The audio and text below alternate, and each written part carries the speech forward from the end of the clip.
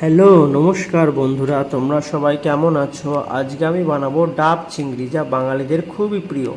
তো প্রথমে একটা ফ্রাইং প্যানে আমি একটু তেল নিয়ে নেব। তেল নেওয়ার পর এর মধ্যে জিঞ্জার গার্লিক পেস্ট দিয়ে দেবো। জিঞ্জার গার্লিক পেস্টটা ভালো করে একটু কষিয়ে নেব।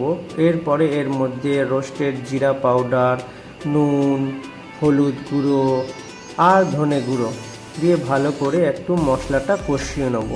মশলাটা কষিয়ে নেওয়ার পরে দেখো মশলাটার কালার ঠিক এরকম ধরনের হয়ে এসেছে। এরপরে ডাব যা আছে, ডাবটাকে আমরা পেস্ট করে নেব। ডাবের ভিতরে শাঁসটাকে আমরা পেস্ট করে নেব। আর একটু অনিয়ন টমেটো চপ মশলা আমরা দিয়ে দেবো।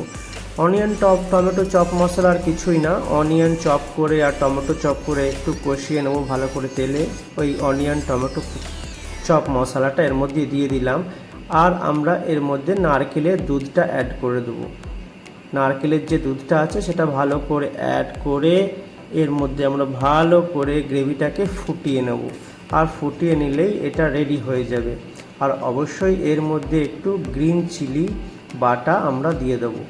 এরপরে আমরা চিংড়িটাকে আলাদা একটা ফ্রাইং প্যানে একটু ভেজে নেব, ভালো করে একটু তেল দিয়ে ভেজে নেব। তো চিংড়ির মাথাগুলোতে অনেক নোংরা থাকে, ওগুলো ভালো করে কুক হয়ে যাবে। এরপর আমরা গ্রেভিটা ওর মধ্যে ঢেলে দিলেই আমাদের ডাব চিংড়ি রেডি। এরপর আমরা ডাবের মধ্যে ওটাকে দিয়ে পরিবেশন করব। তো দেখো তোমরাও বানিয়ে নাও, খুব সুন্দর রেসিপি। দেখা হচ্ছে পরের ভিডিওতে।